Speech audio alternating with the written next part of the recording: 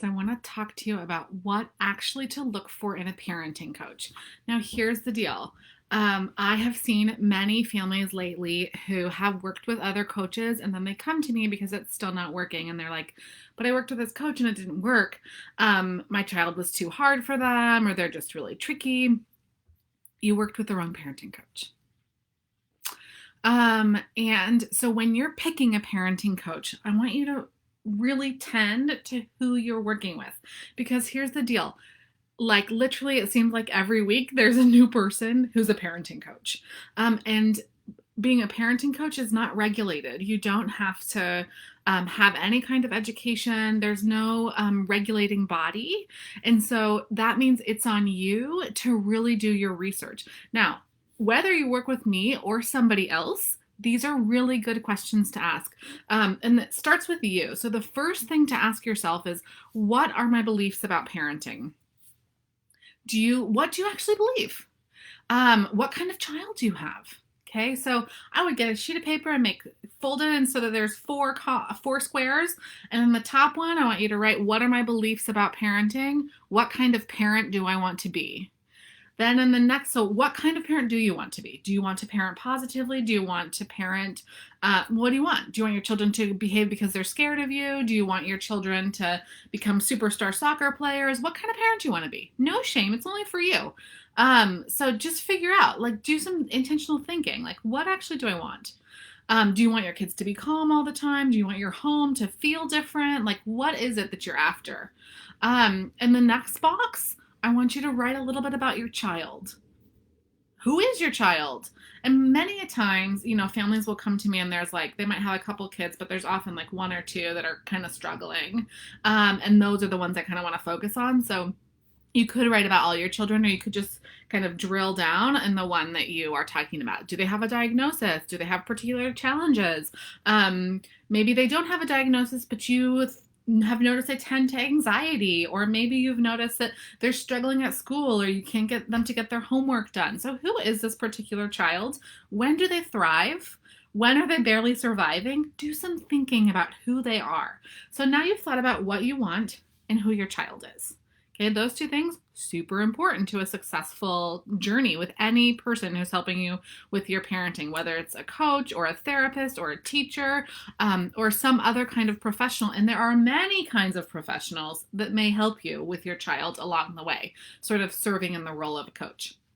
So the next thing to think about when you are talking with somebody is, what are their qualifications?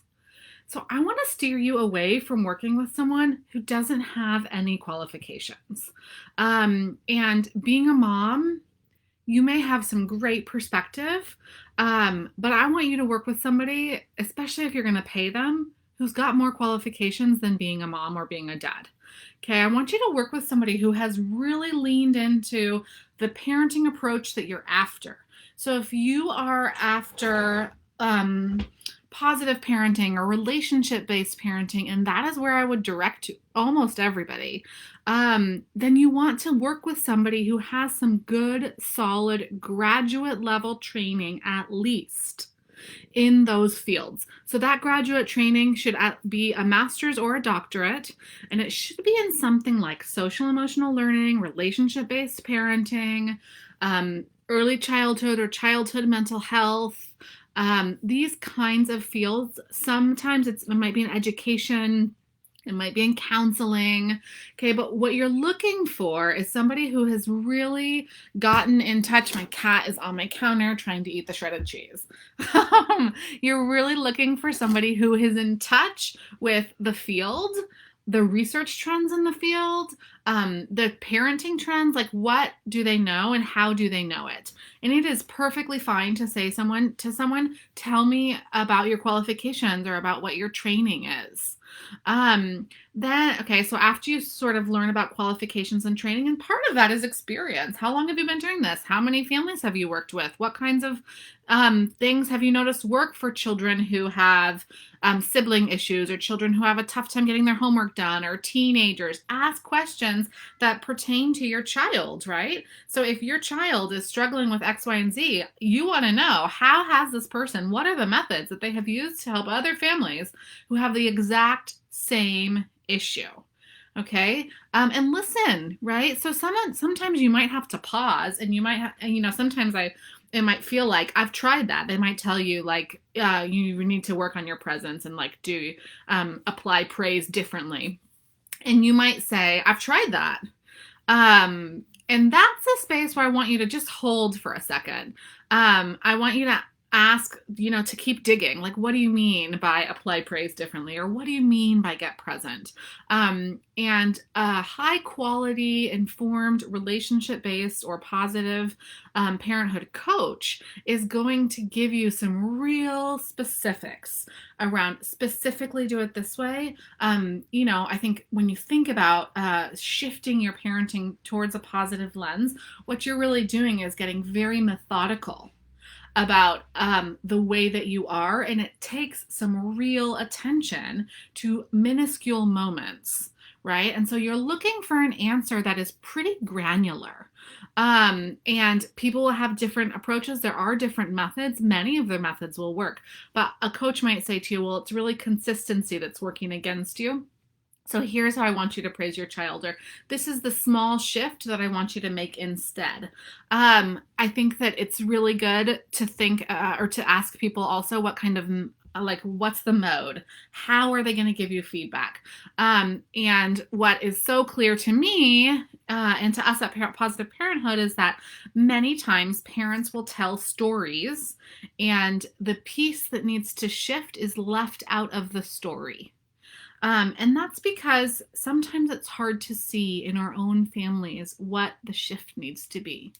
And so I would encourage you to look for someone who has a real actionable plan around how they are going to help you figure out what the shift is, even if you cannot see it.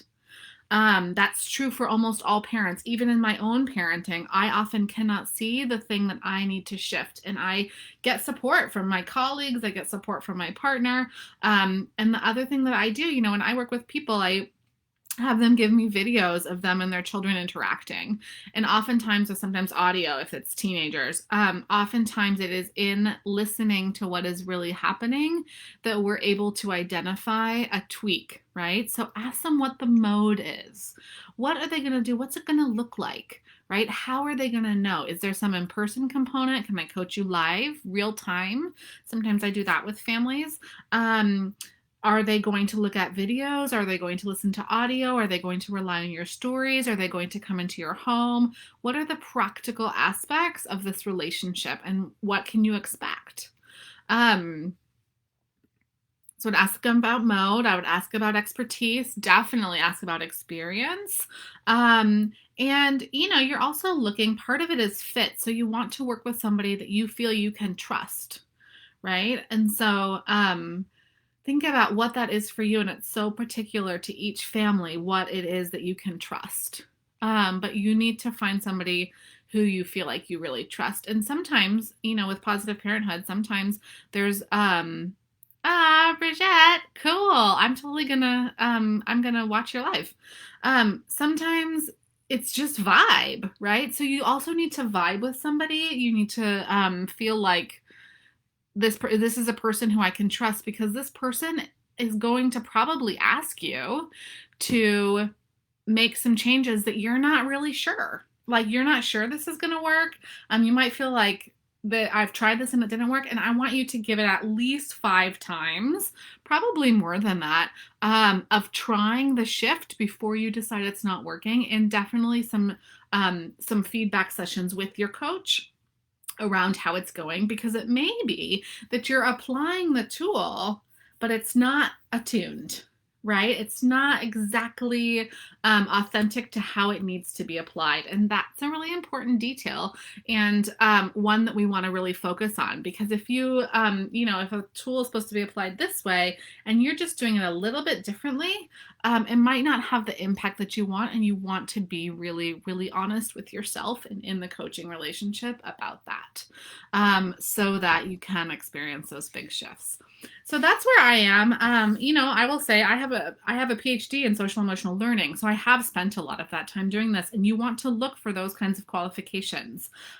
You might also look for people who have a degree in counseling, people who maybe our speech pathologists, OTs, early childhood folk, like people who have some robust graduate level training and robust experience helping families around the stuff that you want to make a shift with. That is what I've got for you on what to look for in your parenting coach. Please reach out if you need anything. Happy to help you evaluate what is what.